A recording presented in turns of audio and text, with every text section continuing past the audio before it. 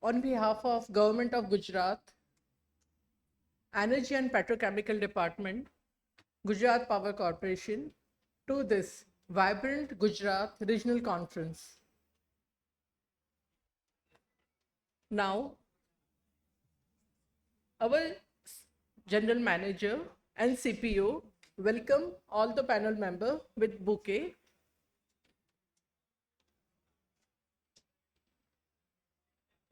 Please welcome Mr. Hemant Malia, Fellow, Council on Energy, Environment and Water.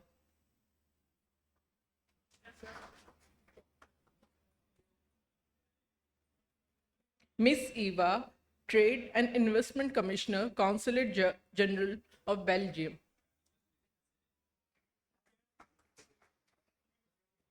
Mr. Prashad Chaprekar, Deputy Secretary, MNRA.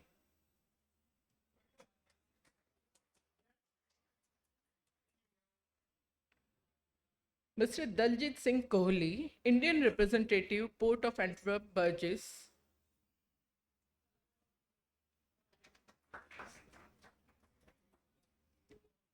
Mr. Kapil Maheshwari, CEO, Wellspun.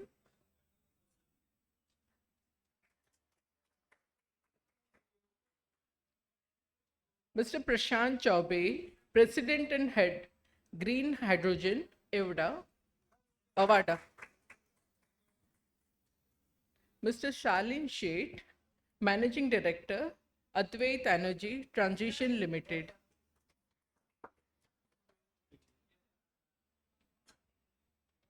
Now, I request our MD, Ajay Prakash IAS, Director, Gujarat Energy Development Agency, and Managing Director, Gujarat Power Corporation, for context setting.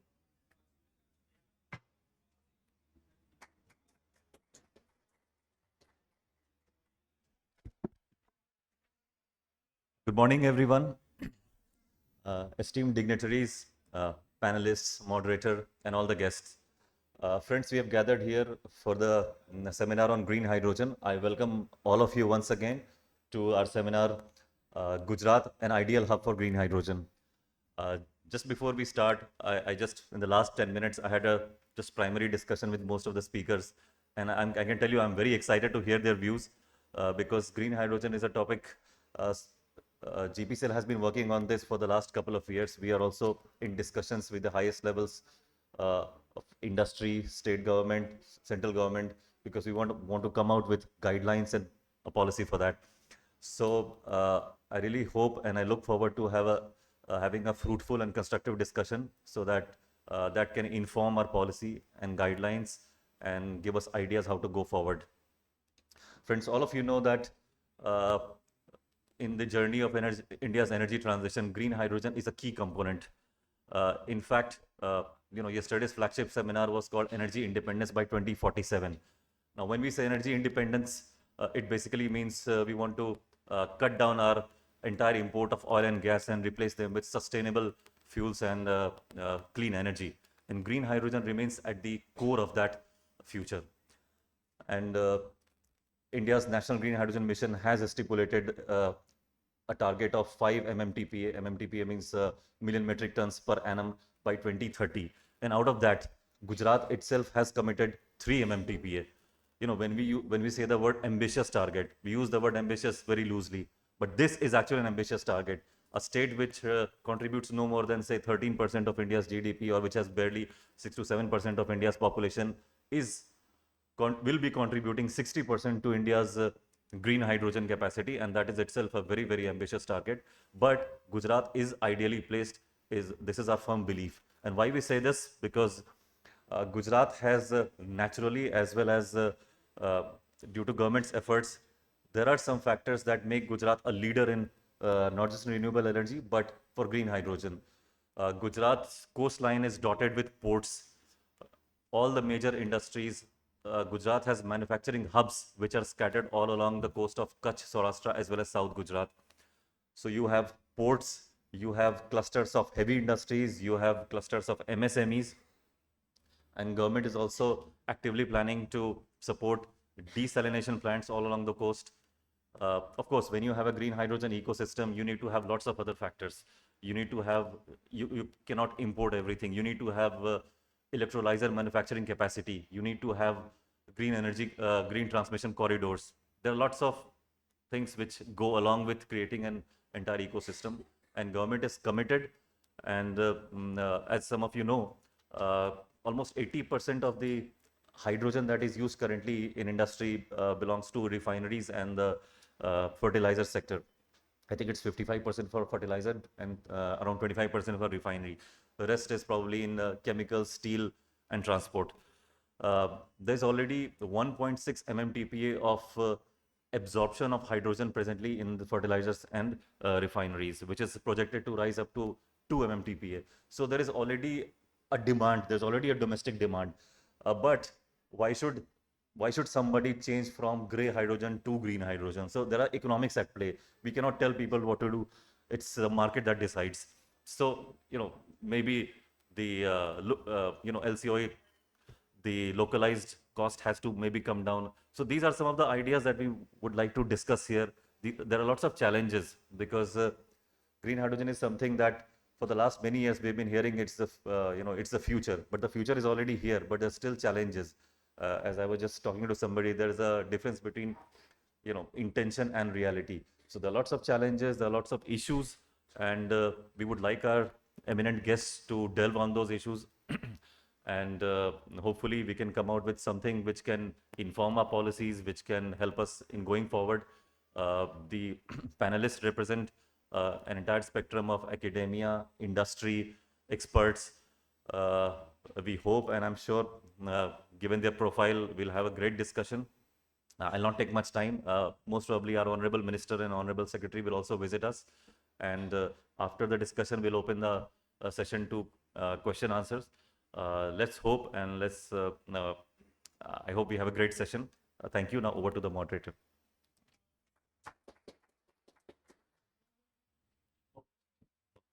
First, we'll also have a small movie, and after that, we'll have the.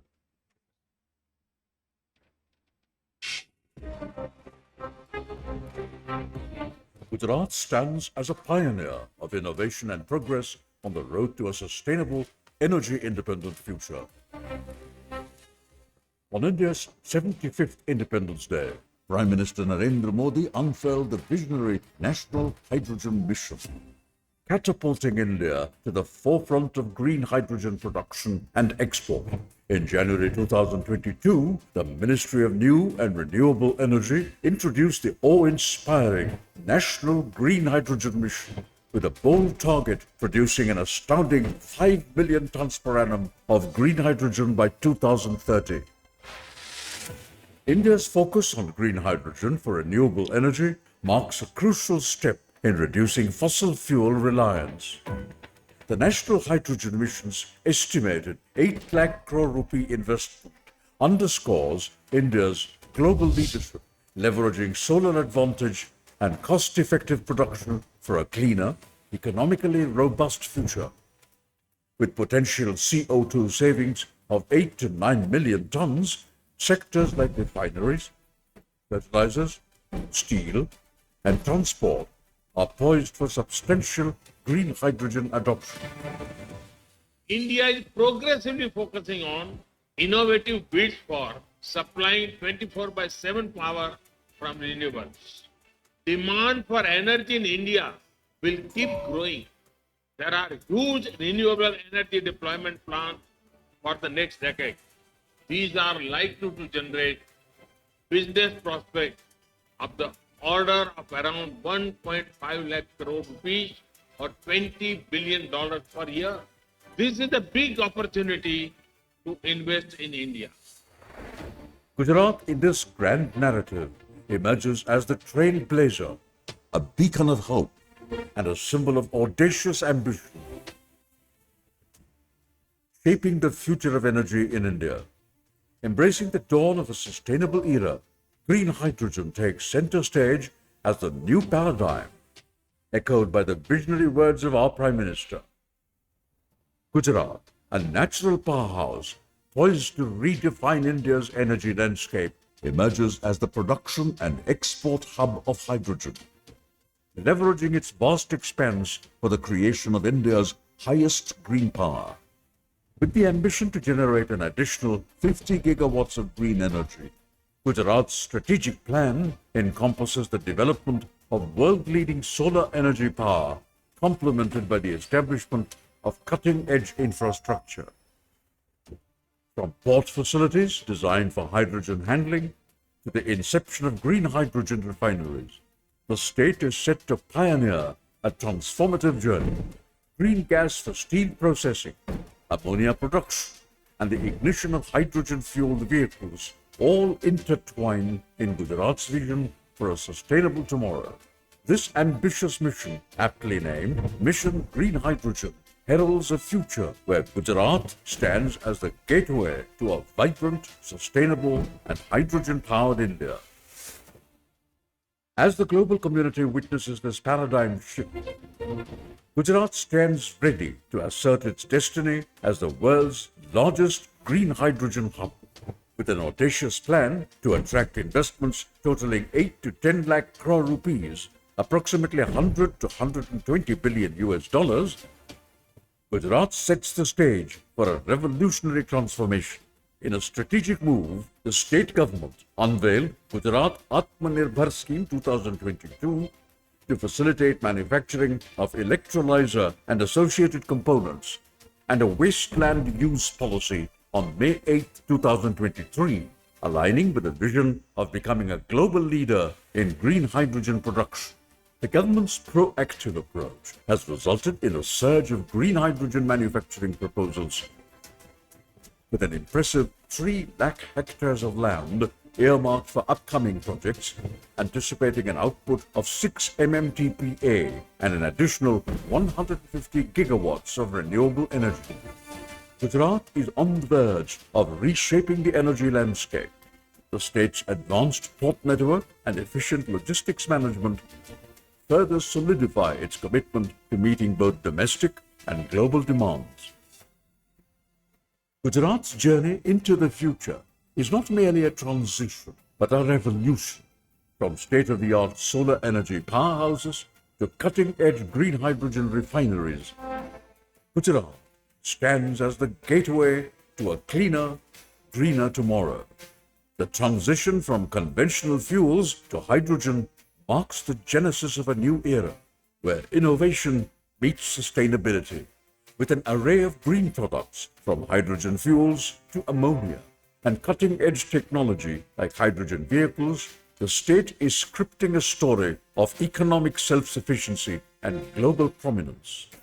Welcome to Gujarat, the green hydrogen space of India, a mission that transcends boundaries, a vision that propels us into a future defined by sustainability, innovation, and unparalleled progress.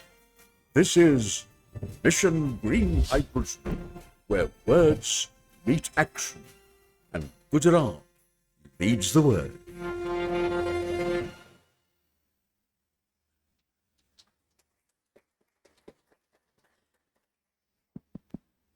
Great. Good morning. Good morning to all the dignitaries in the room, Ajayji, all the panelists who have taken the time to be here with us today, and all the participants. I guess in terms of the structure of the discussion, we'll have a discussion in 3 parts. First, I'll set some context, give a few metrics, interesting factoids on what is happening in the green hydrogen space nationally, internationally. We'll then have a conversation with the panelists, and my questions are in no particular order. Really, it's to have a meaningful conversation. And then we'll perhaps, if time permitting, open up the floor for a few questions. So to begin with, I think most of us in the room are familiar with the National Green Hydrogen Mission, which has an outlay of about $2.5 billion and 5 million tons of production target. Additionally, there is a stretch target of another 5 million tons, so a total target of 10 million tons, which is perhaps if not the highest, one of the highest targets across the globe. So apart from India, only the EU has a 10 million ton target. So we are fairly ambitious there.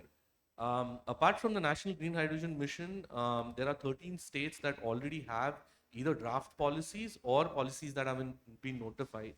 And there's a collective outlay of about $61 billion, either explicitly in terms of financial support or implicitly in terms of, different kinds of waivers. So that's a phenomenal amount of money that is being, put on the table to develop this ecosystem. Additionally, more recently, the electrolyzer PLI scheme has seen a lot of interest. In fact, there is about 3 gigawatts of capacity that is being allocated under the PLI scheme. And more recently, which is the most exciting, part perhaps, is there was 13 SECI tenders for green ammonia procurement, where we have hit some really landmark, figures. Let me just very quickly give some perspective.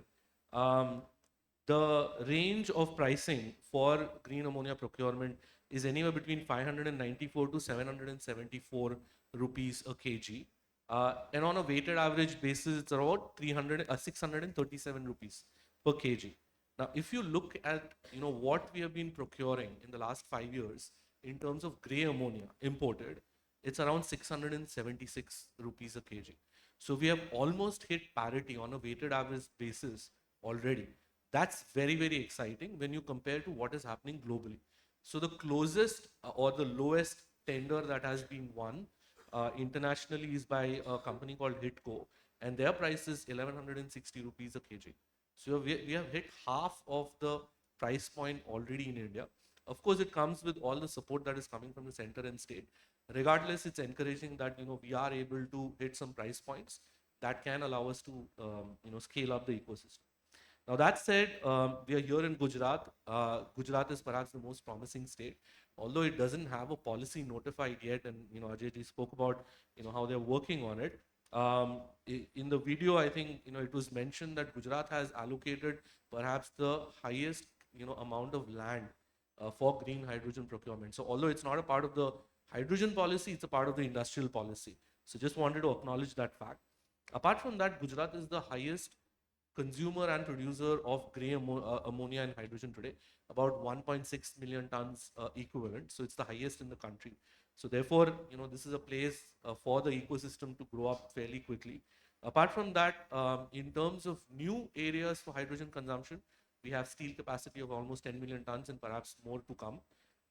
We do have ports, one of the highest port capacities in the country again, which allows for two things to happen. One is bunkering of green ammonia in the future for ships to use it as fuel, but also the amount of freight that moves from these ports to the hinterlands, right? So again, highest amount of trucks that move from the state to different parts of the country, moving goods.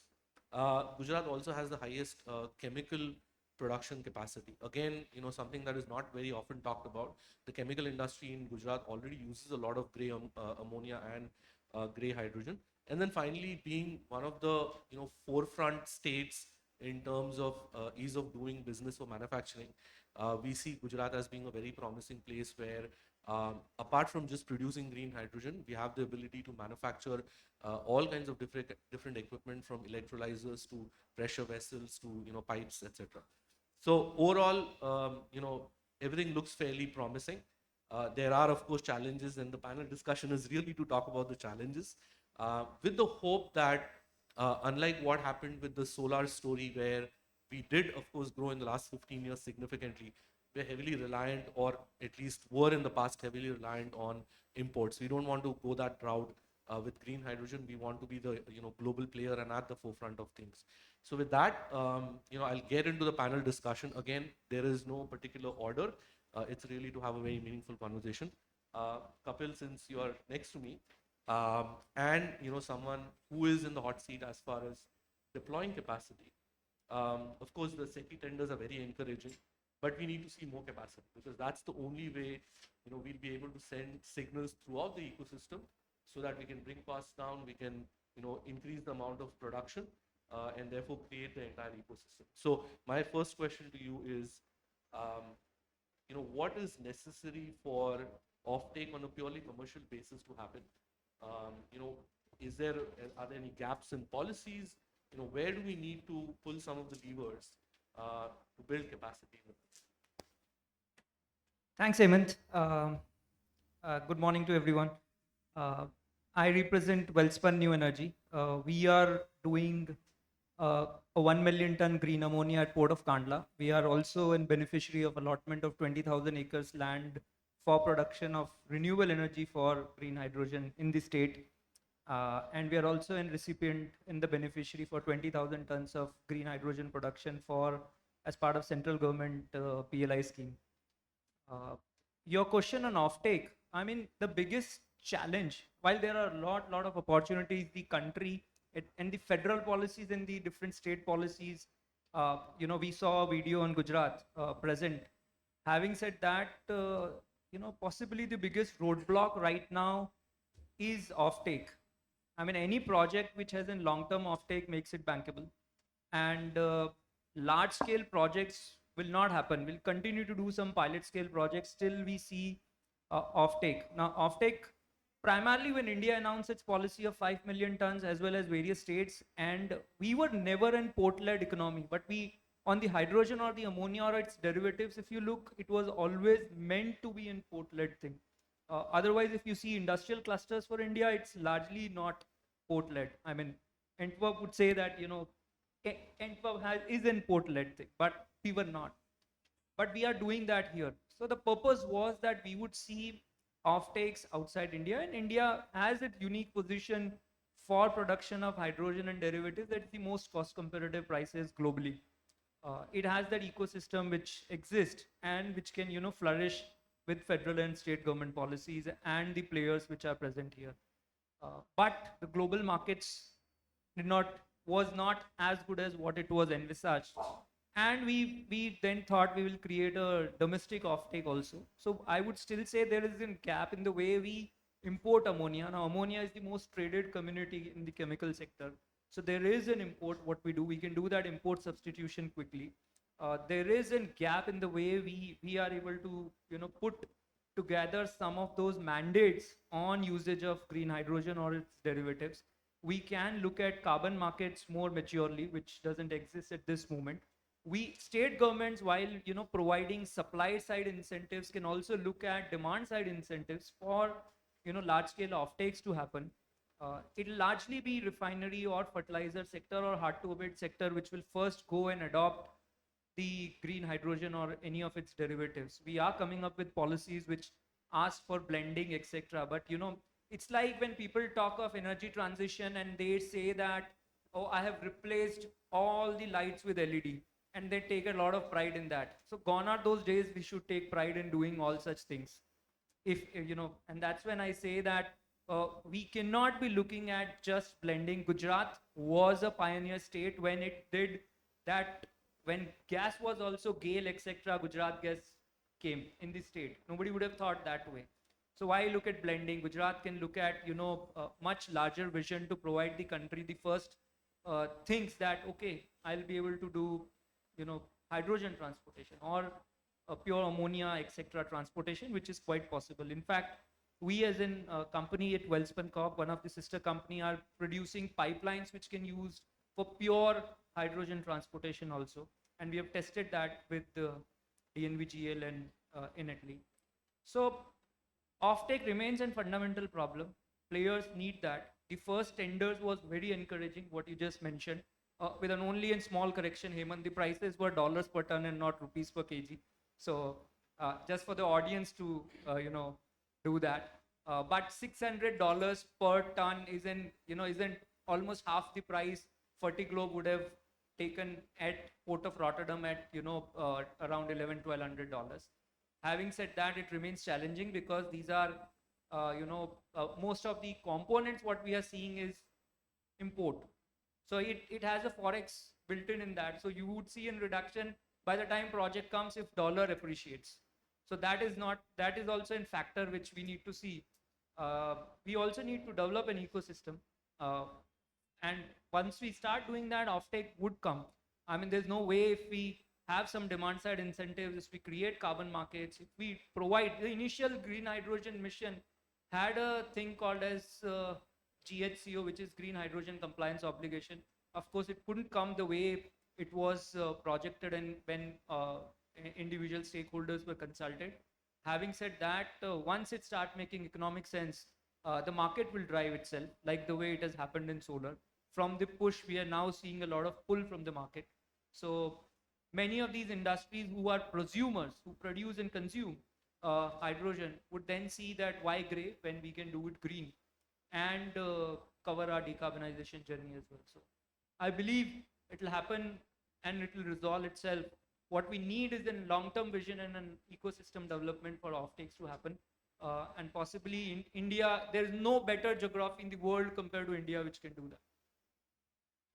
Thank you, Kapil, and thanks for the correction. I think you have brought up a lot of points that we'll delve into deeper, but Prasadji, I'll come to you first because every time we talk about green hydrogen procurement, everybody loves to think about the government willing to kind of endlessly procure, which is definitely not possible. But then the SECI tenders do create a good first wave.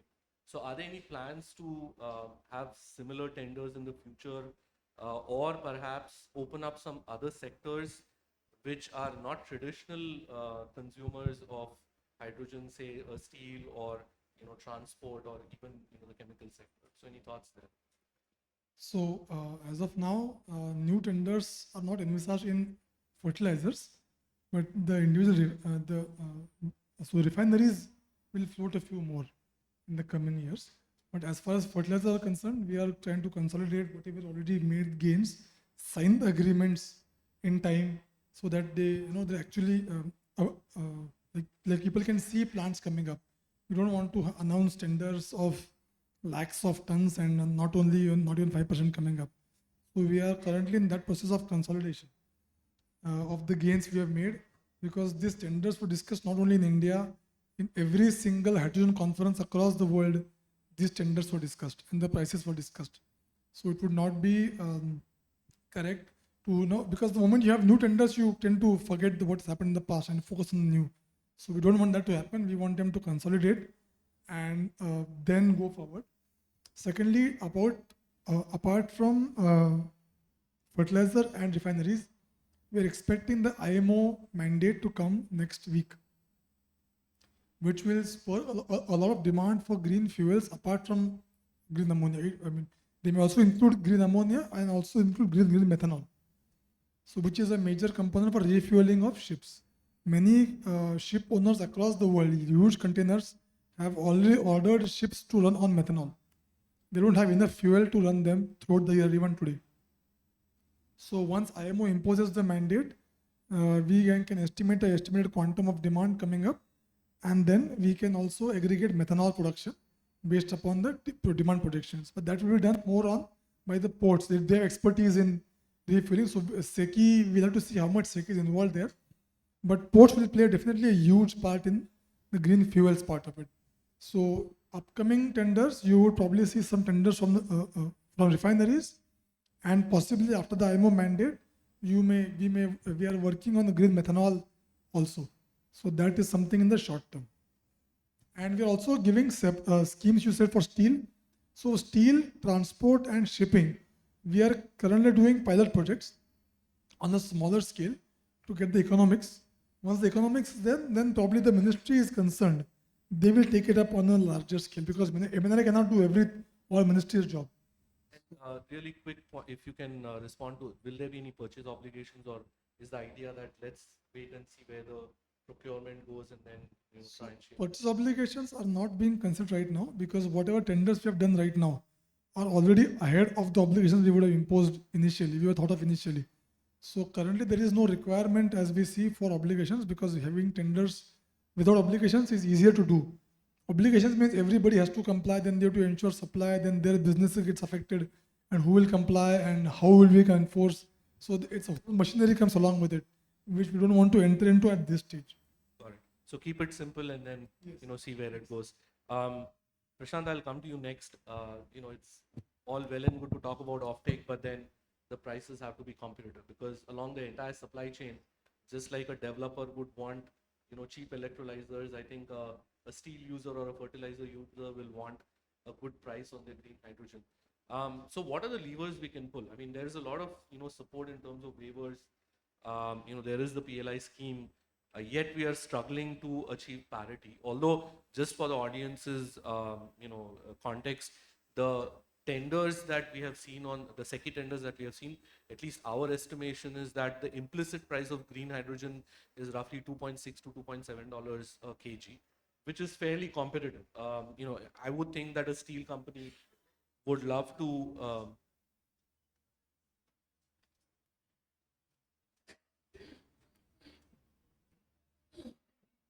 so a steel company would love to have green hydrogen delivered at that price.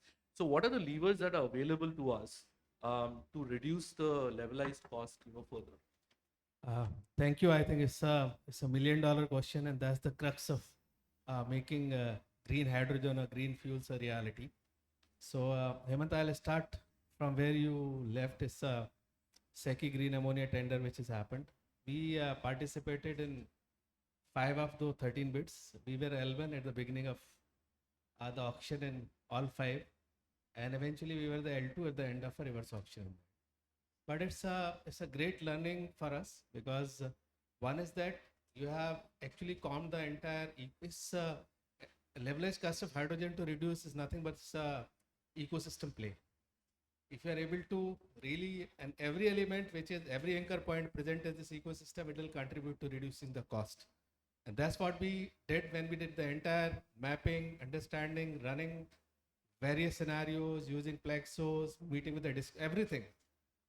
And the eventually good part is that one is that you have been able to bring down the cost to that level, which has been an eye opener to the world, part A. But part 2, it has also opened interest for a lot of global off-taker because of this competitiveness. So it has opened another opportunity. As I said, it's an ecosystem play. Most important anchor is obviously the renewable energy because it almost has about 60 to 65% cost element into it. So that's the most important aspect to do, in which there are 2 important elements. One is that how do you increase the electrolyzer loading from about 40-50% to take it up to the 70-75%, and how do you more efficiently build your renewable energy model, because you are trying to do it for 24/7.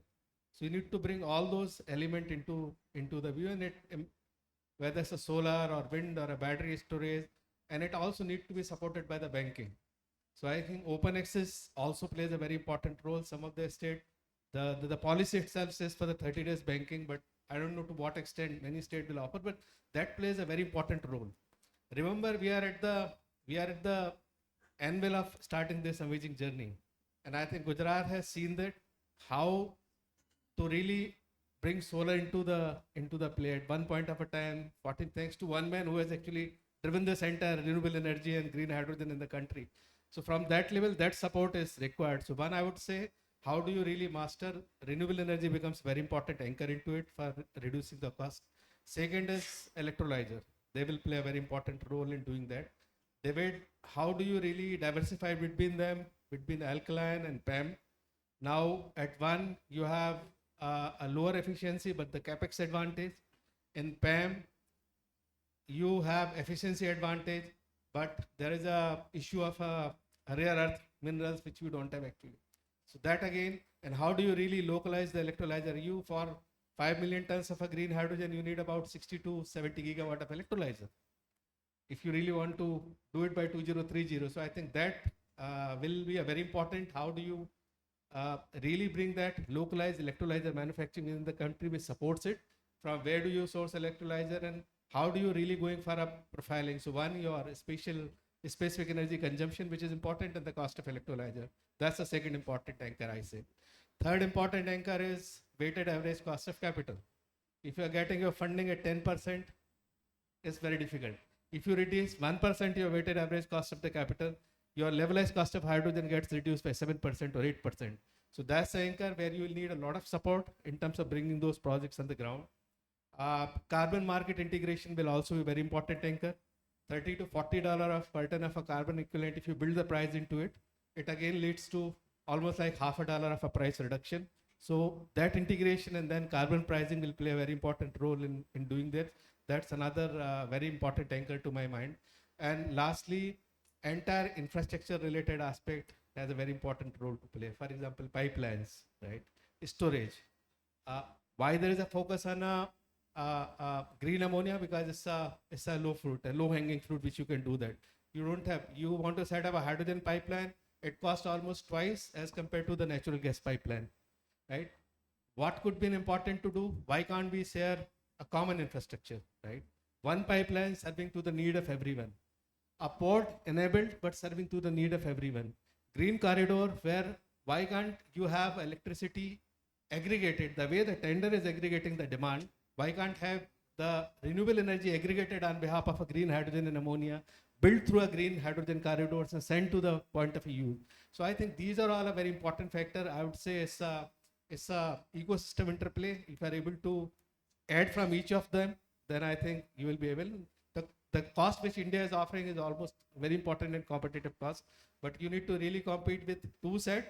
One, RFNBO, which is Europe, which is another dimension in terms of the harmonization, and again South Asia, which is another important market where the RFNBO fuels are not important.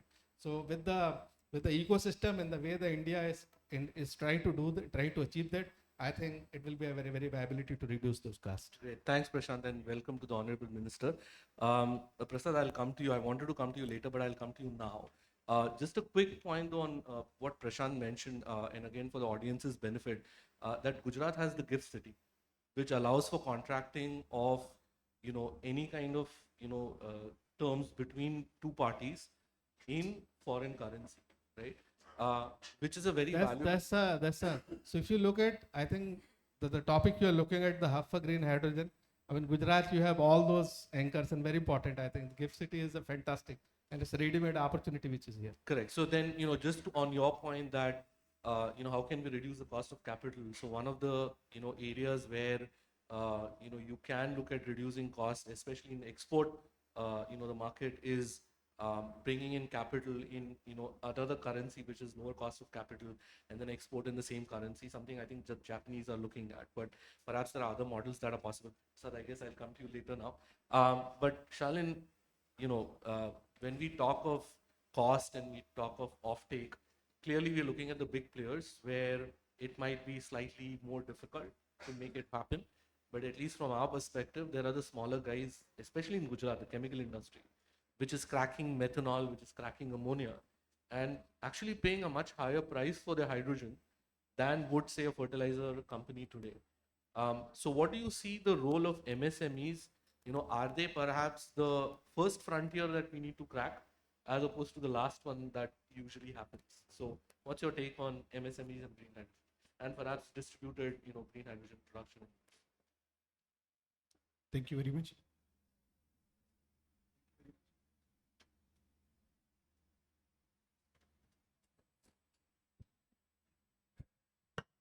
Thank you for inviting me as a part of the panel, and I'm very happy to be a part of a very eminent panelist and distinguished Sri Ajay sir. I would like to take your question in a two-part. I would like to share my journey or my company's journey, that why we decided to be a part of the green hydrogen economy, green hydrogen channel. I was always excited to look at the numbers from 2020-21. We are importing about 22 lakhs crores of fuel per year, which is going to the air by end of the day. And this is 25 to 30% of the total import of India. We are about $4 trillion economy, and we are going to be about $15 trillion economy by 2040. So we'll be about 3 times. And if we do not act on this now, these numbers are not going to change, and India as a country will not be able to take this bulge on imports, and eventually our entire growth journey will stop. And we are fortunate enough that we have got a leader who has identified this big challenge, and they have decided to take a plunge, and they have put up a policies to put the green hydrogen system in time. So they came up with the green hydrogen policy, green hydrogen mission. So that our company decided to put up the first pilot project in 2023. We also took up the second project in 2024. Fortunately, we also got the PLI for manufacturing of the electrolyzers for 300 megawatt. So we are in process of to put up the plant in Ahmedabad to start with 300 megawatt and then to go up to 1 gigawatt. We also tied up with one of the renowned company in Europe who is specialized in manufacturing of the fuel cell, developing of the fuel cell for the ship, locomotives, and also for the DGs, means stationary applications. So we are in process to put up the plant effectively by 2027-28. So this is the journey of mine. So I would say that this journey was not easy because if you look at the renewable journey of solar, if government has not acted to pay 18 to 20 rupees per kilowatt of solar in 2002, 3, 4, 5, today we would have not been the lowest cost of solar power buyer in the world. If we would have not acted the right policy where Gujarat has taken up, that we would have not been the lowest cost of battery system establishment in the world. Gujarat is buying the cheapest battery establishment in the world. So what I have observed, that government has given the target to many PSU to put up the pilot projects. But this pilot project came with the objective of lowest cost. And many people just fought to work out that how can I reduce the cost. But in this process, we are forgetting to develop the ecosystem. So that is the first point I would like to say, that we should look at the delivery of the projects, not the cost of the projects where it comes to the pilot size. Second, like India has got successful in terms of establishment of the world-breaking ammonia price. In this process, we have lost about 1.5 to 2 years also. We got the PLI before 1.5 years, and most of the companies who got the PLI didn't came up to put up the plant because the market was not ready. So if I believe that if we look at the projects first, because this is just a minuscule part of what India needs to do, because India has no choice. So here, if we have the open forum to work for the MSME, because I believe that success story for the green hydrogen will primarily come from the medium scale company. Same in solar. Today, the great companies are putting the big projects, but it was eventually taken up with the MSMEs initially to take up the small project of 5 megawatts, 10 megawatts, and then it came to stable stream. So same thing is going to come for the hydrogen. So first it comes to technology integration. We need to have the open access for the technology integration. Second, we need to have the clear guidelines among the PSUs for standardization of the process of procurement of the pilot projects and safety standards and the takeoff standards. People are putting the pilot projects, but they don't know still what to do with the green hydrogen. And that is stopping the speed of innovation. Innovation will come with the pilot project. At the same time, as I said, they have got many challenges while discussing about the green ammonia project also. So I believe we have got a very limited time, and we have got a very able MSME in the world. We have got a highest risk taker in India as compared to the world. And the benefit should be taken up for three parts: innovation, putting up the manufacturing facility at a subcomponent level, at the full electrolyzer level, AMC, annual maintenance contract, and for the skill development for the AMC. So these four parts are to be taken up, and I'm sure that it will be taken up time ahead. One more thing, as you talk about the Gujarat, we are talking about 60% of the government target of 5 million metric ton is to be taken up by the Gujarat. That's a huge number. So the officials of the government is carrying this huge responsibility also, I believe so. In this case, Gujarat needs to foster the development of the MSME at much faster and bigger speed. Thank you. Thanks for the inputs. Just a quick point. There is the National Manufacturing Mission that was announced earlier this year by the Finance Minister. So we are very hopeful that, in addition to that, and MNRE also, I believe, is taking steps towards R&D and now innovation. In fact, just last month, we had a very, successful MNRE R&D conference in Delhi. So, hopefully that will, happen sooner than later. Eva, I'll come to you next. Gujarat is, on the cusp of releasing a policy. The silver lining is you get to learn from not just different states within the country, but also other countries on, what worked, what didn't. Belgium, of course, has announced that it would like to be the green hydrogen hub within the European geography. So, what are things that you have learned through your journey, and what Gujarat might try and emulate here in the state? This is working, yeah? Okay. Thank you very much for this question and for having me on the panel. Well, I can say in Belgium and in Europe as a whole, we kind of revised our initial strategy. At first, we were going to think, okay, we're going to go big, go for big projects, but then we said, no, this is not the way to go. The best way is to start slowly and to start with smaller projects, meaning with private funding. The companies who are in the industry, they will launch smaller projects, first of all, to gain experience and knowledge. And then you can start upscaling with that knowledge, with the experience that you have learned. You can upscale, and then, of course, the government needs to step in. The government needs to make it possible for the industry to create larger volumes and, of course, also to have the offtake. How do you do that? Well, the government creates a mandate for the industry, meaning that you tell the industry leaders, look, you have to meet this deadline, and by then you need to have that much percentage of green molecules. And at the same time, of course, it's in the beginning, it's still more expensive than gray hydrogen. That's normal. And so the government will have to come up with some incentives, and they will have to bridge the gap, the price difference between the gray and the green hydrogen. And that way you are able to create the volumes, you are able to create the demand, and then slowly you can get the whole machinery working. So we have come to this approach. We are now, upscaling, taking the industry a step further thanks to the government incentives. And I think that's also something that Gujarat might consider. It was mentioned here, you're starting with small projects, what I think is a very good idea. Gain the expertise, have the boots on the ground first, get the knowledge, and then you can take it further. That being said, we're of course in Flanders, in Belgium, we have an association called a Waterstofnet, which is translated as Hydrogen Net.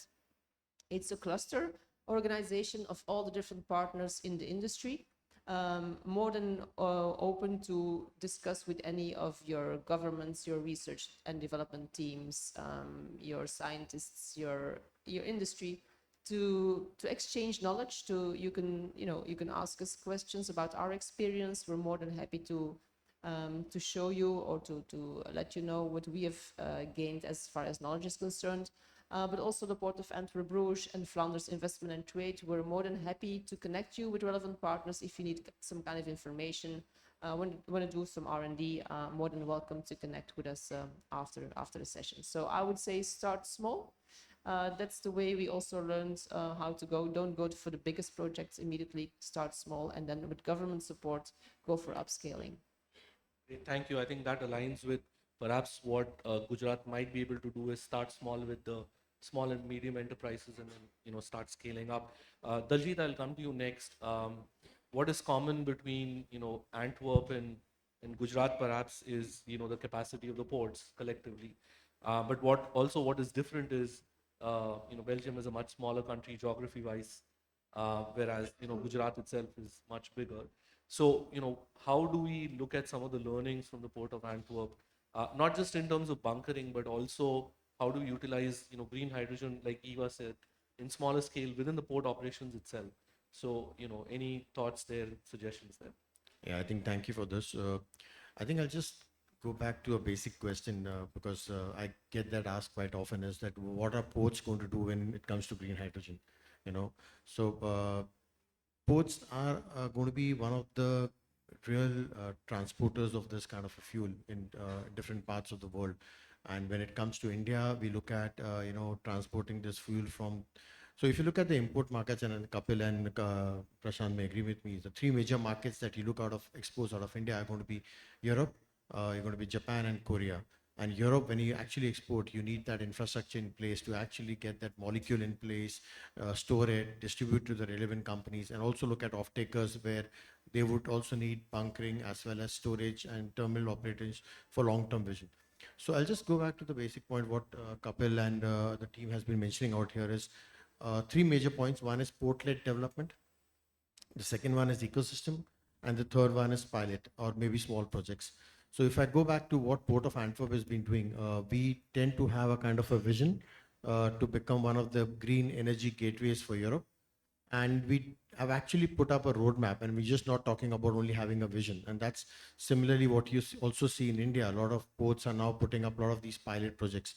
We've already put up a roadmap for 2030, where we've segregated, like, classified into three different categories. One is going to be supply, the other one is infrastructure, and the third one is offtake or consumption.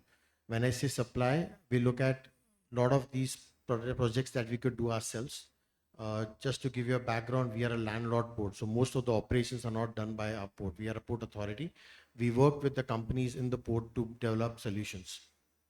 When it comes to supply, we're looking at getting green hydrogen production happening in the port area. Now, this is one by way of using the offshore wind capacity and bringing it back to the shore and making hydrogen. The second one we have is a area which is called Next Gen, which is more of sustainability. It's an area that is available to us in the port, and port areas are quite expensive and you don't get that. We have that land. We could have given it for any warehousing facility, but we decided to give it to companies only developing circular economy. Now, one of the companies that is going to set up there is a company called Plug Power. It's a US based company setting up a 100 megawatt green hydrogen plant in the port area. Then the third aspect, what we have is capturing carbon dioxide. Whatever carbon we can capture, because if you know, Antwerp is also one of the largest integrated chemical clusters in Europe, and it's the second largest in Europe. So the industry is in the port. You may name the companies called BASF, Total, ExxonMobil, all have production in the port area. So it's actually a port-led development that Kapil was just talking about. So a lot of companies are based in the port area. They do a lot of the production, a lot of raw material in and out goes out of the port because of these companies. Now, these are also going to be future off-takers, because the moment they convert the fuel to a greener fuel, these are going to be off-takers that are going to be there. So a lot of carbon actually gets emitted. We are trying to capture that carbon dioxide and use that carbon either to store it into empty gas fields or reuse to make kind of a methanol. So that's another project that we're working on. As pilot projects, what we feel is we need to lead by example. We're developing these small projects so that companies can now replicate and do that. That's one project. Then we also have a project which is more about, sorry for this. We also look at greening our own fuel system, because we have a few tugs and barges. We have the world's first hydrogen tug that we've got it for a port. We have one of the first world's methanol tug. We have the first Europe's electric truck that we're getting. So these are projects that we're actually doing on the ground right now. And this is from the supply side, apart from looking at imports of molecules, and imports are going to be big time business for us. The second part is infrastructure. Now, port has a lot of companies which are doing warehousing, storage. There are terminal operators. A lot of these companies are now developing infrastructure for the green molecules to be imported and distributed. For example, there are a lot of terminal companies like Advario, Vopak, VTT. We are now setting up a lot of storage terminals in the port area. Now, they're already at feed stage and now almost towards an FID state that will be happening there. We have a demo cracker facility that has been set up by Air Liquide in the port area. We also have the Next Gen I spoke about. Then there is a pipeline network, and that is very crucial apart from the regular transportation modes. As a port, we already have 1,000 kilometers of pipeline in the port area transporting a lot of chemicals. Now we are setting up pipelines for open access pipelines for transporting green hydrogen between the two platforms of a port, as also leading that pipeline to Germany and future maybe to Netherlands also. We also setting up an open access green ammonia pipeline, which will be ready by, I think by 29, that's what I'm looking at. And apart from this, a connectivity to the neighboring countries is very unique, because 45% of our distribution currently happens through waterways, through barges. So that's again a network that is very important in terms of transporting. The rail network is very important. So these are developments that we've been doing on a regular basis. The third aspect is the demand and offtake, as Kapil also mentioned. That's the critical point. Now, as a port landlord, we do not have we would have certain operations that we do, but we do not have the guarantee of having a big offtake. So we're setting up these small projects that are there, particularly with regards to the maritime segment, where we are greening our own fleet.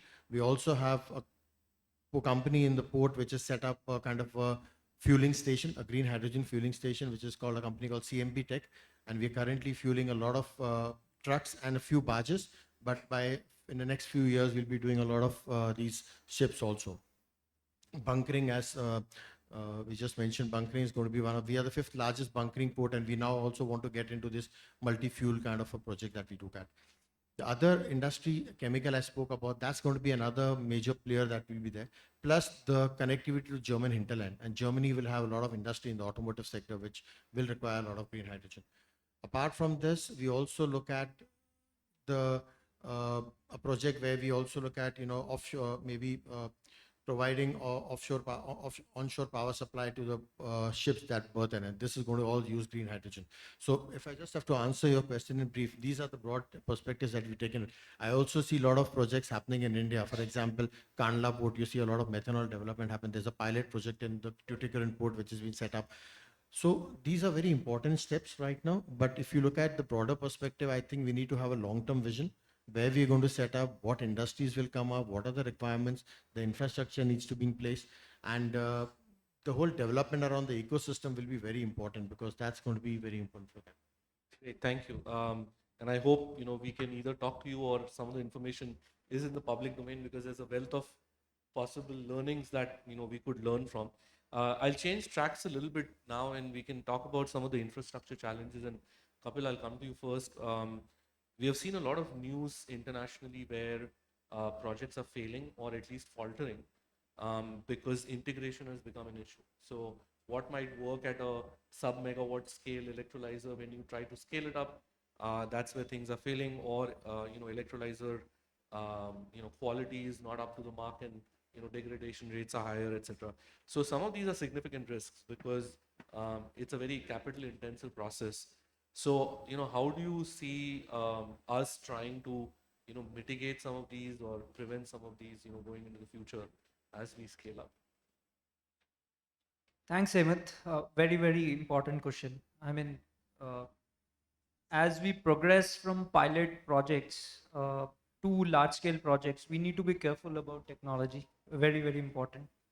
You know, Prashant also just mentioned some of those points, but I would say we have primarily 95% of the electrolyzer market is covered with two technologies, which is alkaline and PEM, 70% of which would be alkaline.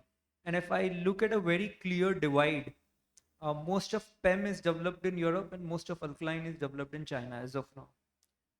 There are exceptions, but if you look at a larger picture, yes, that's the scenario.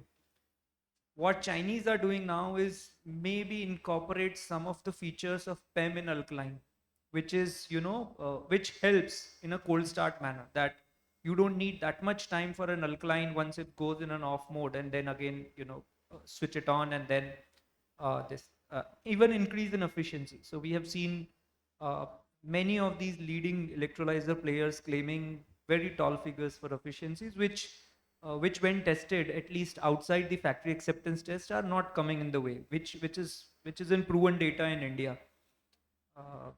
As we scale up, I believe we can not only compete with China on electrolyzer manufacturing, but we can beat them. And to your first point, I'm very happy when people say the hype about green hydrogen is over. So that's a very good sign. For last 2 years, I've been seeing, and now people say the hype is over. It's good. Hype is over. There are more serious players in the market who would do that. Let it not be an hype driven thing. So it's a very, very positive sign. I see that only the serious players, serious capital, and the serious projects would see that, going towards FID. And people who would be going towards FID would definitely look at technologies very, very seriously, including technology partnerships.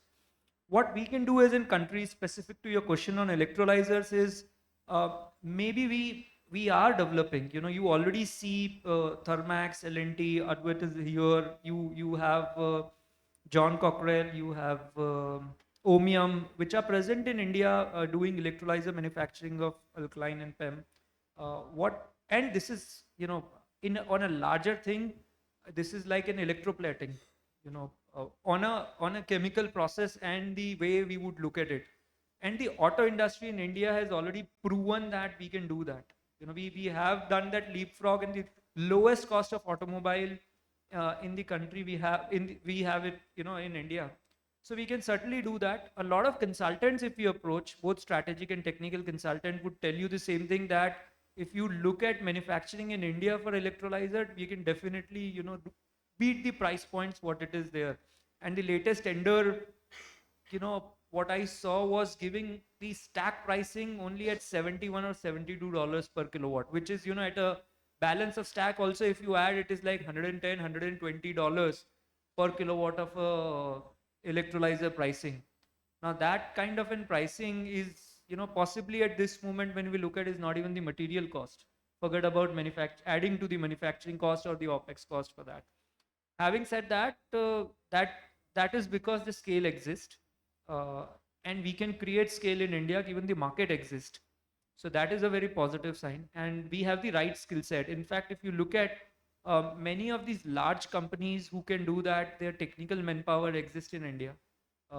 So we definitely have the material, skill, manpower, technology, capital, players, which is what is required to create a market. And we can drive. First, and to your specific question on electrolyzer efficiencies, yes, at the pilot level, we are not able to see the numbers, what people are claiming, especially if you look at 1000 nm cube per hour, where 5 megawatt of a stack, and where people have been claiming any number between, let's say, 46 to 48 units per kg of hydrogen production, and most of these are coming between 54, 55.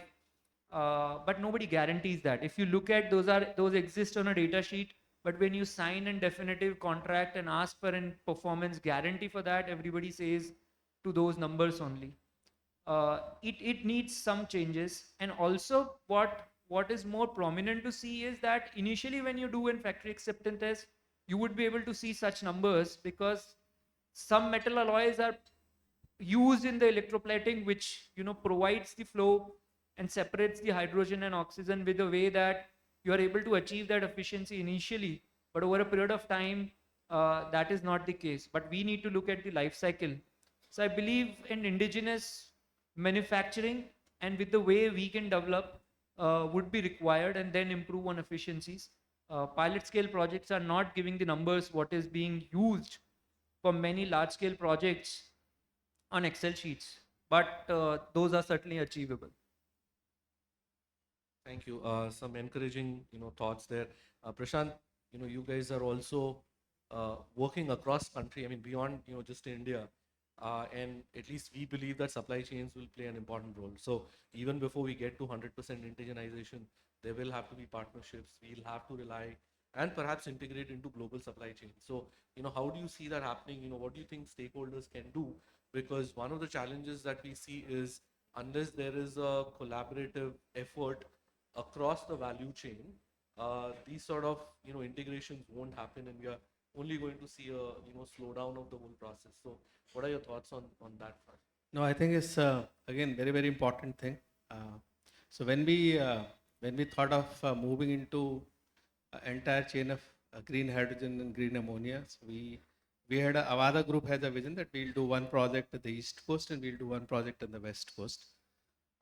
We looked at the policies of various states. Some of those states have come up with the policies and in the ecosystem. Now, the element which I mentioned in terms of bringing a LCOS, the same elements apply here for the supply chain. So, for your 5 million tons of green hydrogen, you need almost 125 gigawatt of electricity, right? It's not easier thing. Land is a challenge. WTGs, they are the main challenge. Transmission lines very challenge. We in fact, the moment our project got approved by the cabinet, the same day we applied for a 700 megawatt of a GNA, ISTS GNA, because we knew there's going to be a major crisis happening for a transmission later on. Right? Then banking, for example. So renewable energy related supply chain itself is a major integral component of green hydrogen and green ammonia supply chain. We are the only company in the country who have actually signed a wheeling and banking agreement with the state where we are going to set up our projects. So 300 megawatt banking granted now. I think these are very important factors in terms of bringing it. So renewable energy will be very important as to ensure the supply chain and success for it. That will have their own challenges. We have seen this happening. For example, our renewable energy journey for a very long time we were dependent on a one country where your entire renewable energy aspirations were dependent on that country, and gradually we moved into and brought module and then the share cell and then the wafer and now polysilicon and aluminum frames, glass, junction box. Now for green hydrogen, let's not do that. Let's do that right from the day one actually. That's very important to do because you can't outsource your aspiration and national dream to another country. And scenario, as Kapil rightly said, 80% of electrolyzer is concentrated in China. So I think that would be one important thing to focus on. Second important thing would also be really move from pilot scale to gigawatt scale, right? Those projects. R&D has been a major issue, though there is a component in National Green Hydrogen Mission, but R&D probably has never been a focus of this country, to be very blunt about it. I think that is where we need to really work on it. If you're looking at tomorrow, where you need 70, 80 gigawatt of electrolyzer, you need 125 gigawatt of renewable energy to do that. Where is your R&D happening for that? Are we working on, let's say, non-platinum catalyst? Are we working on nickel electrodes? Why not? You have got best of the talent, you have got best of the IITs in the country. Why can't you have? There are no projects. MNRE have announced a lot of Center of Excellence project now. Real focus is to work on that. Now, Hydrogen Valley Innovation Center, that scheme is there. We need to really move from pilot scale because the time is running out fast. What you need to put is next 3-4 years, you have to put everything, skill set, port infrastructure. Here today, developers are struggling with every port operator. There is no common set of uniform charges to be applied for a port if you want to export it. So lot to challenge. That's where the actual supply chain. So pipelines, support, renewable energy, electrolyzer manufacturing, innovation centers, R&D is a massive thing. And unless you put all those, it's a classic egg and chicken situation, right?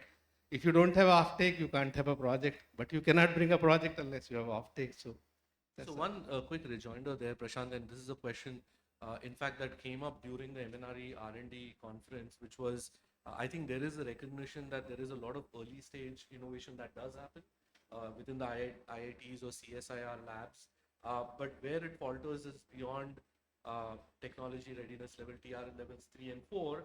How do you take it to commercialization? Now, if you look at other countries, the industry takes a very proactive, approach and is very integral to that commercialization process. So if we have to, really innovate in India, I think industry will have to step up as well. So what are your thoughts there? I mean, is this something that Avada has considered, that you can play a more proactive role in commercializing some of the early stage, Yes, we are doing it. So I think one of for a MNRE Center of Excellence project, we already have done an MOU with IIT Delhi, where we're working on electrolyzer part, increasing the efficiency of them.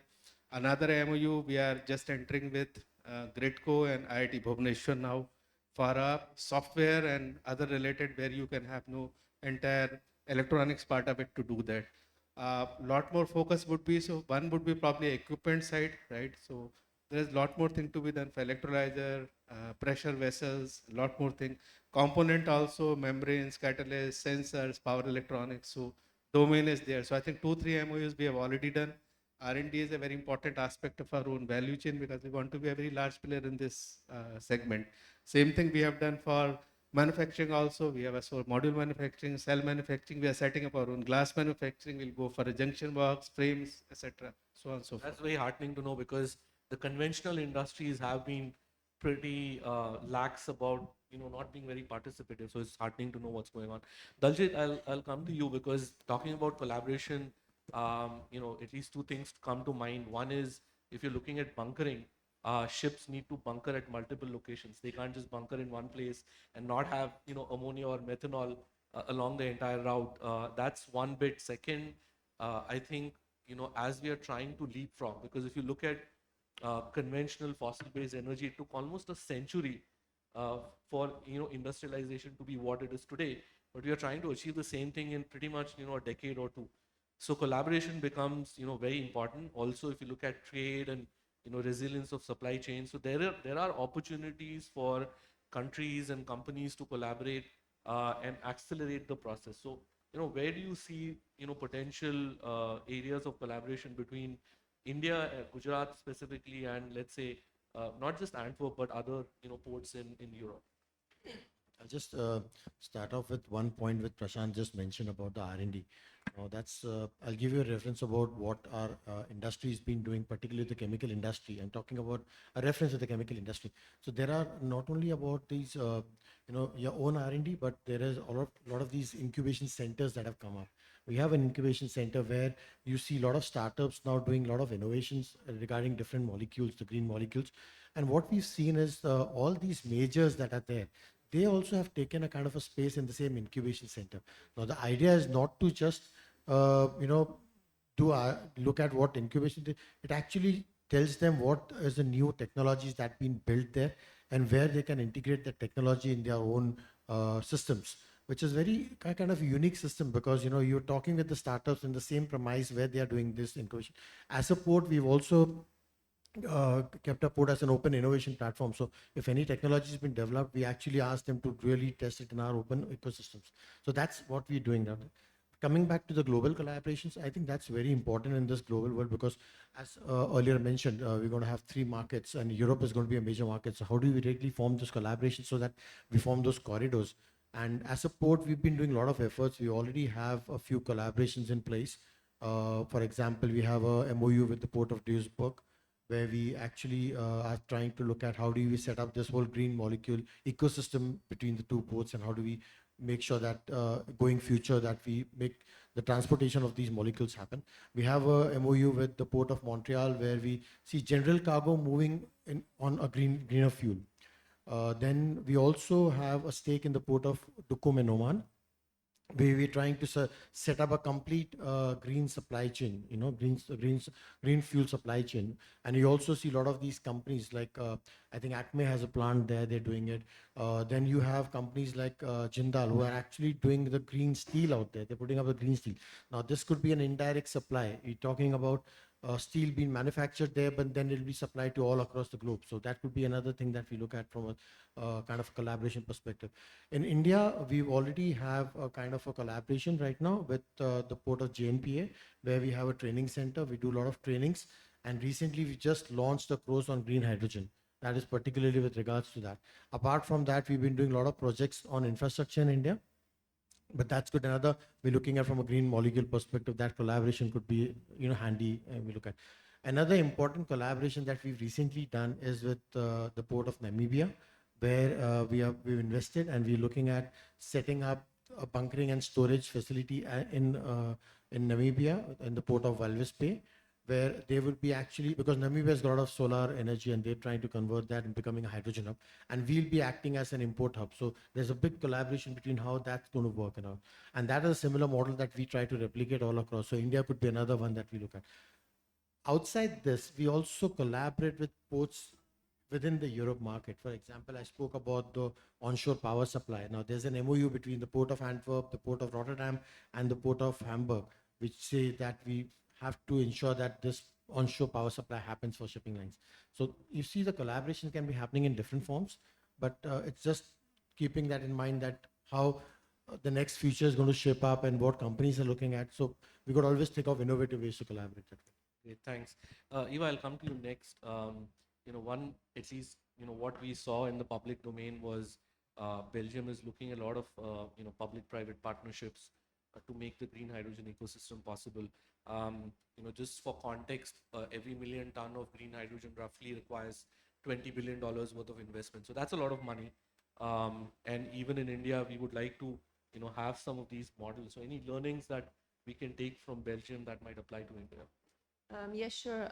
As I, in my previous reply, I already mentioned the experience on European and Belgian level. But I would love to explain a bit more about the Belgian strategy when it comes to hydrogen as well, particularly because I see a lot of things that could be copied, or you could do similar things here in Gujarat. Of course, Belgium is small. It's 30,000 kilometers, square kilometers, which is to Indian standards nothing. But let me explain to you a bit more about the strategy that our government took when it comes to green hydrogen. And I do think there's a lot of opportunities and similarities that Gujarat, I think, might also be able to look at. So in Belgium, we based ourselves on 3 pillars. The first, of course, is to promote the use of green hydrogen. whether it's for transportation, for shipping, but also in the chemical industry, the fuel bunkering. So as Daljit has already mentioned, in and around the port of Antwerp-Bruges, we have the second largest chemical cluster in the world, meaning there's a lot of ammonia, methanol, and hydrogen to be turned green. The second pillar is technological leadership. We have companies such as Agfa, a company such as Accelera by Cummins, CMBT Tech, which was already mentioned, Exmar. They have a lot of expertise when it comes to the production and the transportation of green molecules, for instance, for hydrogen motors or ferries.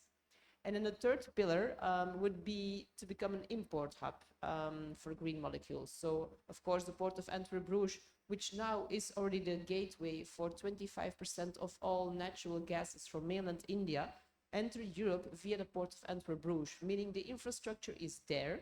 And I think also in Gujarat, you can look at the existing infrastructure. You have your ports, you have your you have the space available. So you can also look into this model. And so, of course, the infrastructure which is into place can be now transitioned towards green energy. But what is the most, I think, important thing and takeaway, I think also for Gujarat, could be to have all the different players, the stakeholders close to each other. In Belgium, in Flanders, all these stakeholders are in a patch of land of approximately 100 kilometers diameter, which is nothing in Indian standards. And that is something that you could create here in Gujarat as well, because we have the suppliers, we have the off-takers, and those in the technology, the R&D people that was also mentioned. Yes, you do need R&D, a lot of it. Whether it's through international cooperation or have your own R&D, but you need it, and you need them close to the producers and close to the off-takers, so that you can easily adjust according to the needs of the other stakeholders in the ecosystem. So I think that is something that you can look at. And yes, indeed, there is a mixture of private and public funding needed.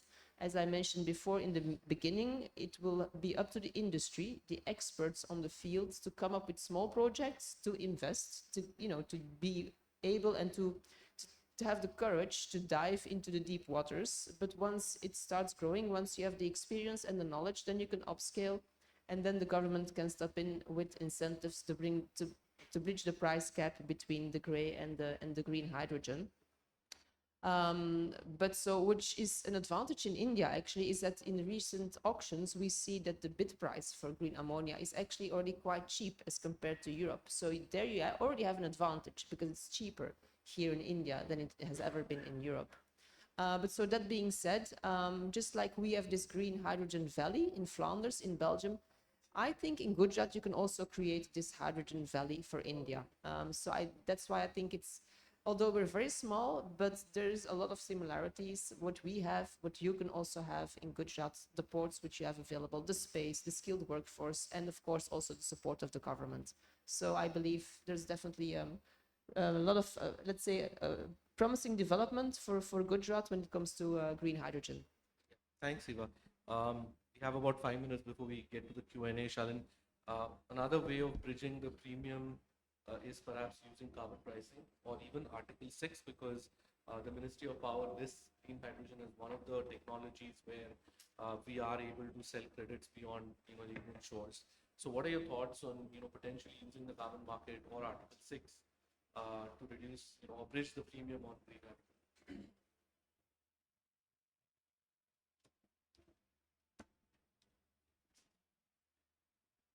Thank you for your question, Hemant Bhai. Our company is having a separate division to work on carbon credits. We generate the carbon credit, we trade the carbon credit, we offset the carbon credit, and we also provide the consultancy for the corporates. So our experience with respect to the carbon credit for the green hydrogen, I would like to say it can be divided in three parts. One is the carbon pricing. Second is a methodology and the certification of the carbon with regards to the green hydrogen. And third, using the global leverage like Article 6 of the Paris Agreement. If you look at the carbon pricing, yes, there is a methodology available for the green hydrogen offsetting with the gray hydrogen, but the pricing of the same is not established. So my friend like Prashant Bhai is bidding the project for the ammonia. He will not be able to sure that whether I'll be able to get the credit of the carbon credit being generated for the ammonia or not. Second, he don't know that somebody is going to buy or not. So definitely he will not be able to offset.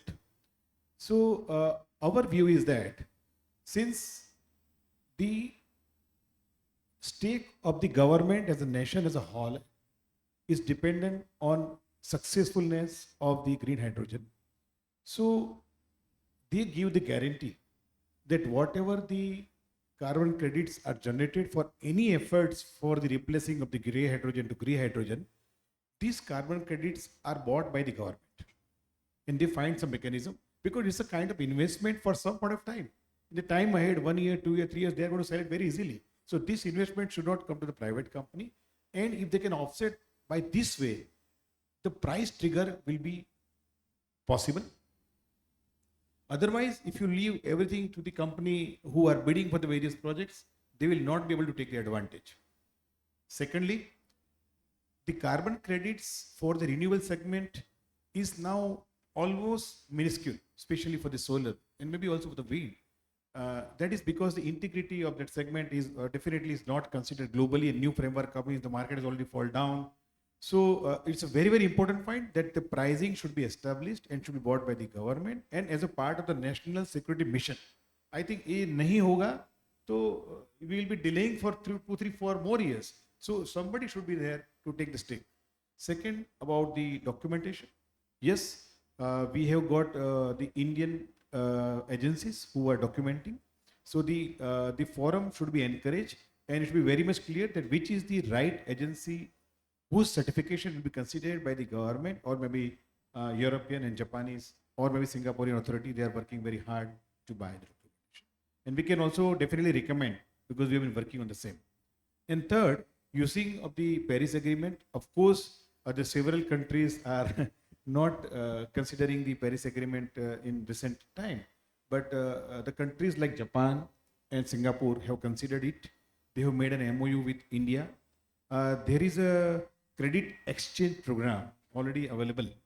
And this kind of credit exchange program, if can be considered by the government official and they extend, it can definitely help for the finance and liquidity of the green hydrogen project. That is very, very essential. And that is possible because one side, as sir is saying, they need the offtake. So they are also ready to offer the technology in exchange of the credit. They give the guarantee that will buy your credit and you use our technology. Can So I this just is- add one line? I think it's a very important point. And the Articles 6.2 and 4, one of a very significant move India has done is signing up JCM now, Joint Crediting Mechanism. And 2 weeks ago, entire Japanese METI, the team was here. We also went there. We are also preparing our project idea note now. And that is very important because those investments which can come, it really helps you. It reduces from your NDC, but you already have very sufficient. But it adds to their NDCs through ITMO's transfer. That's a very fantastic mechanism and opportunity for India. Thank you, thank you. Yeah, JCM is definitely a significant step. So final question, Prasadji, I'll come to you. Two-part question. One is, given that there is the national mission and 5 years worth of learning that you have had at MNRE, suggestions for Gujarat on, how could they shape their own policy? That's one. And then second, how effectively can we, make center state integration in terms of decision making, ecosystem development possible? So over to you. So I'll just answer the first part. For Gujarat specifically, some parts are for all states, but Gujarat specifically because here we're discussing that state as of now. So we have found that the subsidy mechanisms which are there globally, currently, we have many mechanisms, but from the most successful in terms of demonstrable projects is likely the contract for difference mechanism. What this is being employed by Europe now, Japan, Korea. We are also in discussions for something of the sort, but it's at a very basic level. But states can take part in doing the CFD for consumers in their own state. What it means is that state can set up a fund with a long-term commitment, whatever fund is available in as per their budgetary implications. Let's say 500 crores, but for 10 years, and buy from producers at lowest cost for 10 years contract. and sell it at a short-term contract with options to the users who are agreed to sign up. So this way the users are paying a price comfortable to them. The producers are paying a price comfortable to them.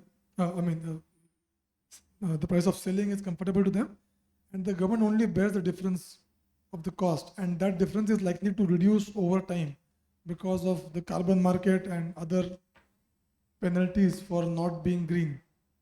So the state doesn't end up overly extending its budget by giving large capital subsidies for standard projects. It spends them only as per requirement.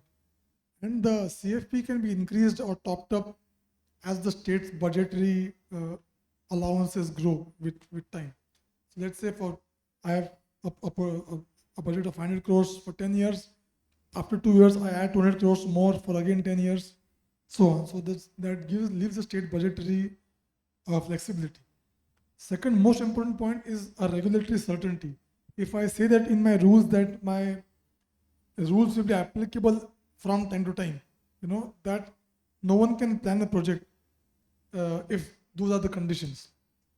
What the state can instead do is have a grandfathering provision that projects set up till this date of so much quantum will have so many benefits. Projects coming up after this date or after this quantum will have so many benefits, or have a structure which is acceptable to the state finances as well as the other bodies in the state. But if you put a regulation that rules as applicable from time to time, then it's very difficult to plan any project, especially RE projects. Third is many states also try to incentivize smaller projects, that they have more incentives for small projects. That also incentivizes people to stay smaller. So there are applications where you require big projects. There are applications where you require small projects. So it depends on the end use, whether the project is bigger or smaller. So there's no need to differentiate between big and small players. Of course, you can limit the quantum which you are willing to give. That's always an option for the state governments. There's no need to differentiate on the supply side. Next, MNRE is giving a 33% subsidy for green energy corridor for evacuation of green projects. The states can consider earmarking some part for GH or green ammonia projects. Again, you can always set a timeline that you have to apply before this deadline, otherwise we're not covering you. It also incentivizes people to apply faster, and since MNRE is giving subsidy, 1/3 subsidy, it also reduces the burden on the state exchequer.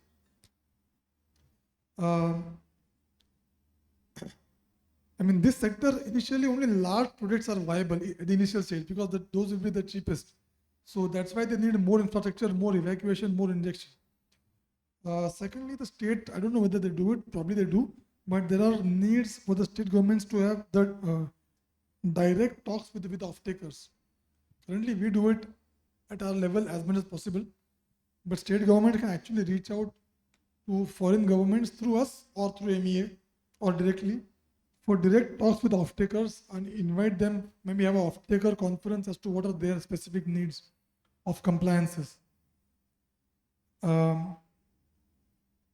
So often I've also seen state governments say that, okay, this project, if I'm funding so much, but it is exporting everything, what is the benefit to my state for this project?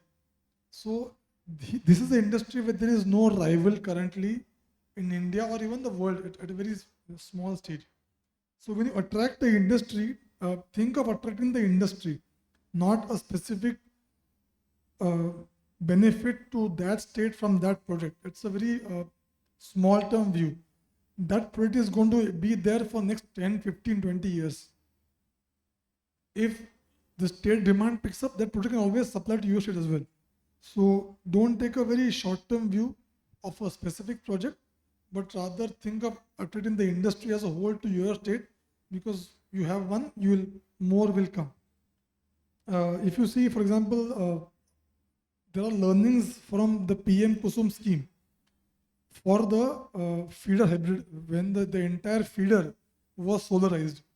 Land, for example, so the job was done by Maharashtra. They aggregated land, they identified their feeders and gave one shot bid for all lands and all feeders at the same time. that made the project much more viable. So the state government can also think on those lines. They have land parcels at different places, aggregate land parcels, aggregate demand, and have combined bids with CFD that really kick off the project. So this is the industry which is primarily uses the primary constraint is air transport and not demand is there obviously, but even if you have demand, the primary constraint which we have discovered MNRE after 2 years is that transmission creates the most roadblocks in implementation. So the state government has to pay proper attention to that. Someone spoke about the development of ecosystem. There is a scheme of Government of India called IDEX. It's Indian Defense something, I forgot, where they throw out these grand challenges for components and then they give assured offtake to people who win those. So if there is an industry for the tech part of it, if they're looking for some components which are currently not made in India, the state government can facilitate that by throwing these grand challenges with obviously some prize money, but then the companies have to also guarantee offtake. So if that willing, I mean the big companies who are setting up electrolyzers, if they are willing to participate in these challenges, it can be very successful in attracting MSME to their own state. And this industry does require a lot of handholding till implementation because nobody knows the rules of the game and they're constantly changing. So new constraints come up every day, every month. You solve one, you hit up the next roadblock. So we're making the road as we go ahead. So a lot of handholding is required. If the state creates a separate mechanism for handholding, not just for clearances, but for the entire handholding to also enable the policy changes. So that would really help. And the last bit of suggestion is that don't try to follow what we are doing. You can also lead and show us the way to the center that this is how it should be done. We'll be very happy to learn from anyone. Thank you. Thank you, Prasad. I think the laundry list of things the policy makers can think about. We are on time. I'll ask the organizers, can we extend by 5-10 minutes? Is that okay? Yeah. Okay, so I think we'll take questions now. Please raise your hand and then tell us who you are, and if the question is for someone specific on the panel, then yeah.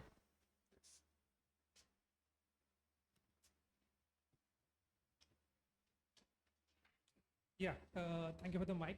Myself, Nilesh, and I'm working in this field for last 7 years. So my question to Shalin sir, while coming to this conference room, I see a lot of diesel generators are there, right? So everyone is talking about the offtake of hydrogen, and I see there is a big opportunity for next, conference. Can we convert these diesel generators into a fuel cell? So here we are saving the CO2, and the second, the cost, because per kilowatt cost of this diesel generator is around 40 rupees, more than 40 rupees. But if I use fuel cells with the current green hydrogen cost, I think that will goes to less than 20 rupees. So yeah. Thank you for raising the very valid question. It basically is a chicken and egg situation. As I told you that solar started with 18-20 rupees and now we are able to procure at the world's cheapest price. Who paid the 18-20? So that paid by the policymakers. Who benefited? Public at large. If it would have been not done at that point of time, today's the energy price would have been 7 to 8 to 9 rupees at a home. So public at large is benefiting, and energy management, government officials are deciding and they're ready to pay. So if we are getting the order today for the fuel cell, even today we can create the system wherein the power can be produced between the price of 25 to 30 rupees. Somebody's need to pay. But that will create the ecosystem. That will encourage the MSME and huge companies that how we can develop the more sustainable component that can go to defense kind of companies that mentioned. So that will drive. But I am sitting here since last 1.5 years and 2 years. That is not happening. So these are the things. So you raised the right question. We have been working. We have given many offers in the market, but those offers remains in the market offers only. It is not moving. I would like to. Just add to it, why hydrogen first? Why not renewable energy? Use renewable energy to replace all the DG sets in the country. That itself will save a humongous amount. And then you probably graduate to fuel cells and hydrogen.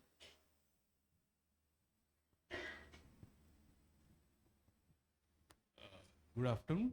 This is Satish Iyengar from Certification Engineers. We are an EIL subsidiary company. Just few questions. On the R&D part in the panel told, we need, this is my opinion that we need to have a applied R&D from academy, which will have a common design and common IPR holded by government or academy, which can be utilized by the MSME in the component manufacture. All means throughout the country, this MSME can build on those common designs which will be utilized. So it will save a lot of engineering and design costs and give a framework for individual component manufacturing with the cluster that already ecosystems we are having. Is this for someone specific on the panel? Or is it a suggestion? It's a suggestion to be considered. And since we have been in the oil and gas, we have the LPG caverns we have manufactured on, we are working on the hydrogen valleys in similar lines for storage of hydrogens. But it requires a lot of efforts to get it on that scale. And first, to supply to global level, we need to have the indigenous certification body with a global acceptable level of the hydrogen produced for better offtake. Okay, thanks. Anyone wants to comment further? I can just state one quick thing. One is the open source concept is fairly new to India, but some players are trying to do that. I think that's what you're referring to. Secondly, on standards and certification testing, agencies, MNRE is actually working on it. But it'll take some time. It won't happen overnight. So that's coming.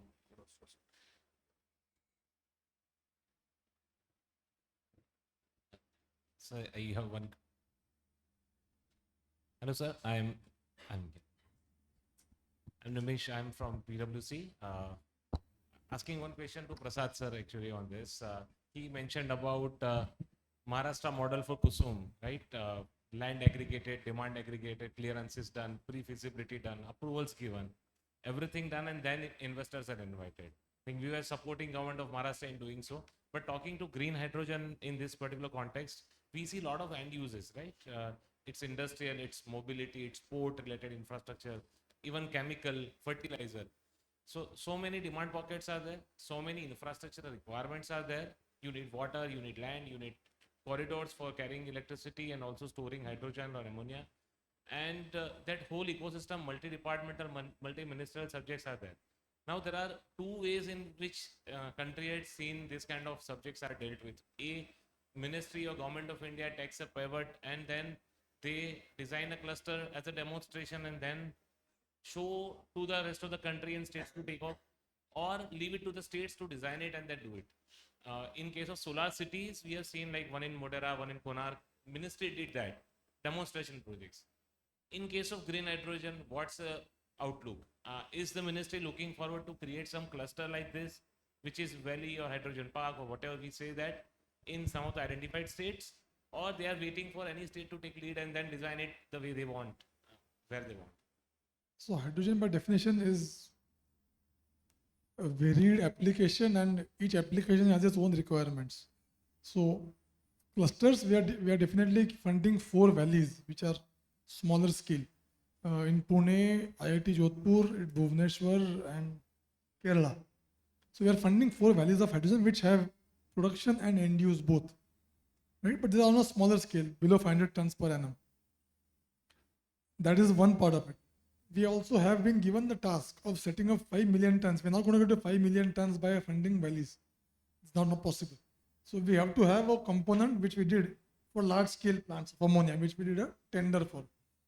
Then we have to, there is a huge issue of safety for hydrogen. So we cannot just rush into it, unless we're sure that they have met the safety, because one accident and we're back to square one, right? So that's why we are doing trials on road transport with hydrogen refueling. Without trials, if not sure the buses are going to run properly, they have certification or not, again, one accident and your whole program is going to collapse. So government doesn't work on aggressive returns. It works more on conserving what is being made and not letting that fall down, right? And we do expect the industry to take little more aggressive turns, because government is playing with, I mean, if we are using taxpayers' money, there's a limited amount of risk which we can take. We cannot take very high risk projects.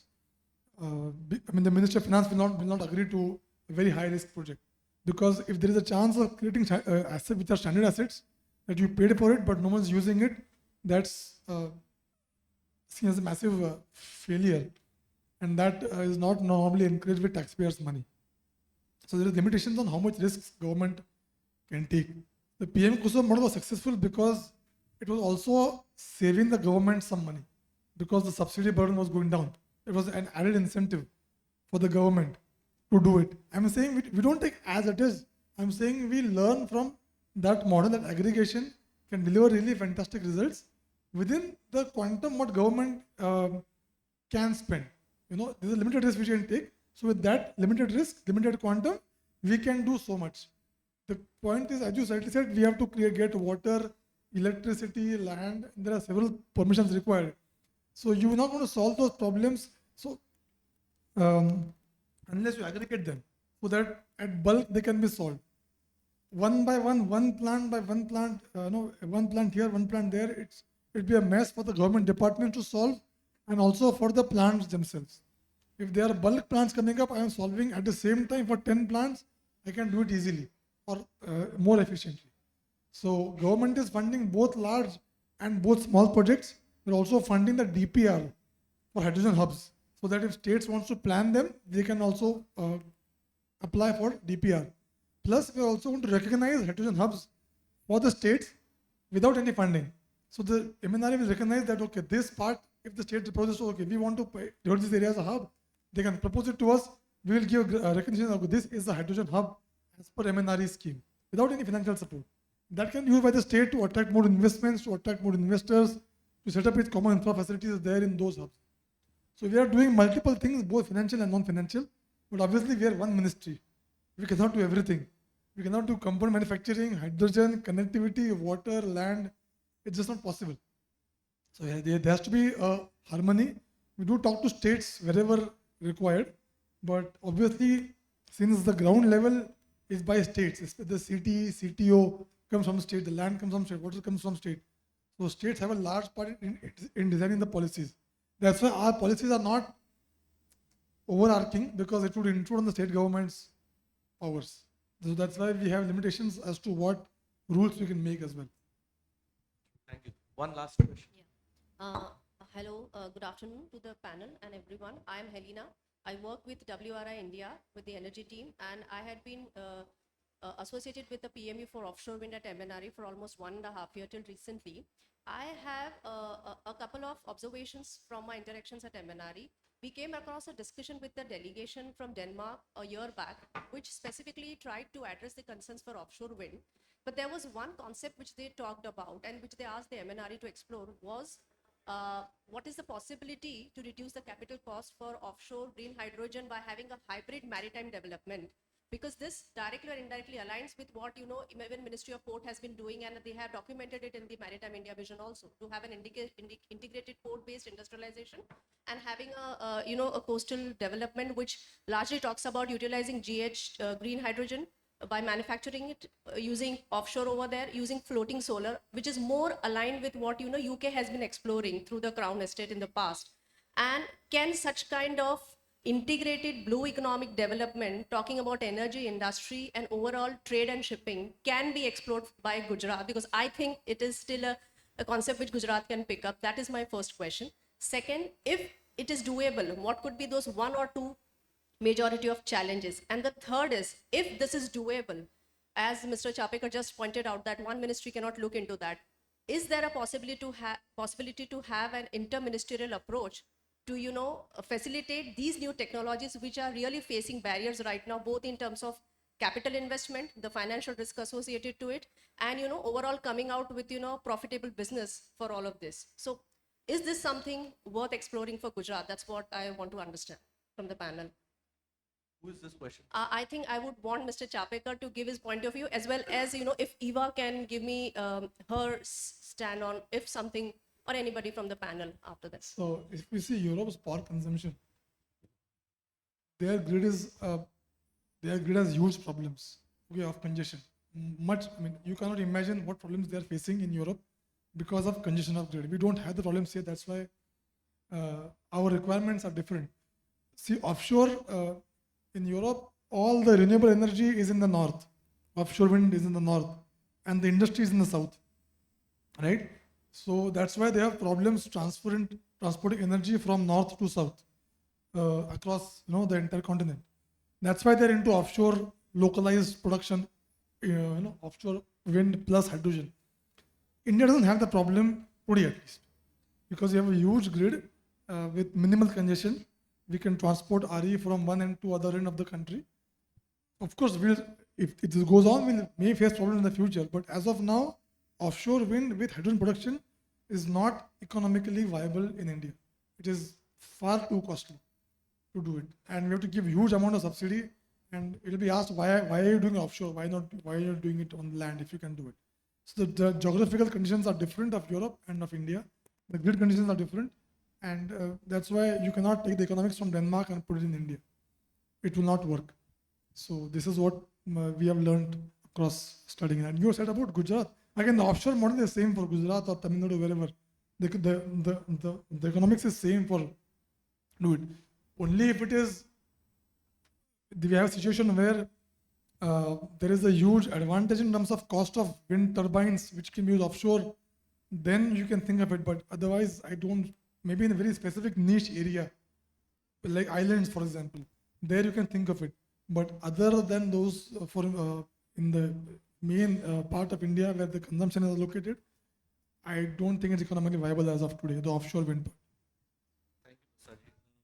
I think being a nodal agency for the state for the green hydrogen, actually we are handling both the problems offshore and green hydrogen. So I would like to the answer that if the two problems add together and create a more problem, it is not a good solution.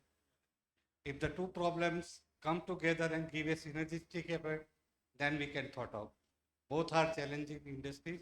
I have to think of separately, because here is the renewable energy cost is the prominent, where due to which economic scale of achieve. So all of you know that still it is in a very nascent stage, offshore is a nascent stage, and we cannot thought of for the green hydrogen at the time. Thank you, Mr. Ji. You hit upon his nerve, so he had to speak up. We have gone way over on the panel discussion. Thank you all the panelists for taking the time, traveling all the way here, to have this discussion, and the organizers to, let us have this conversation. Thank you, everyone, and have a good day. Please be seated.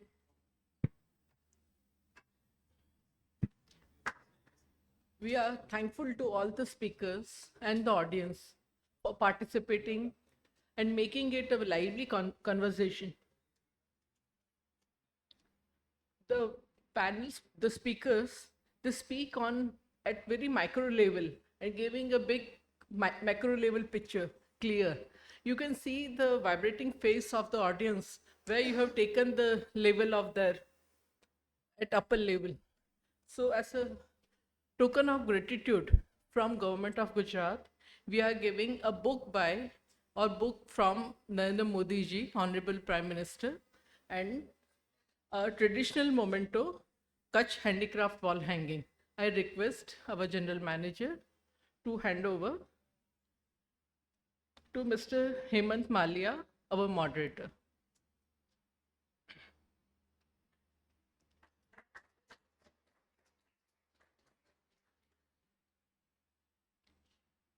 Mr. Prashad Chaprekar.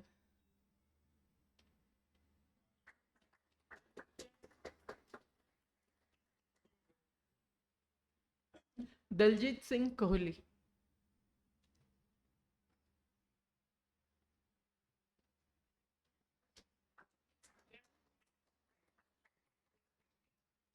Kapil Maheshwari ji.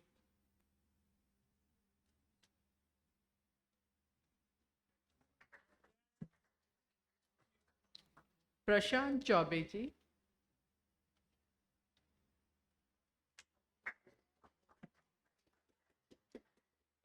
Shalin Sheth ji.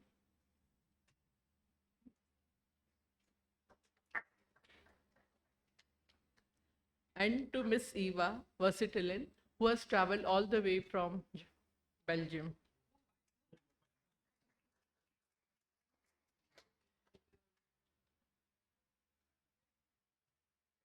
Now we end the session over here and we will go to participate in the validated session in the downstairs, ground floor at 1 o'clock. Thank you. Thanks a lot.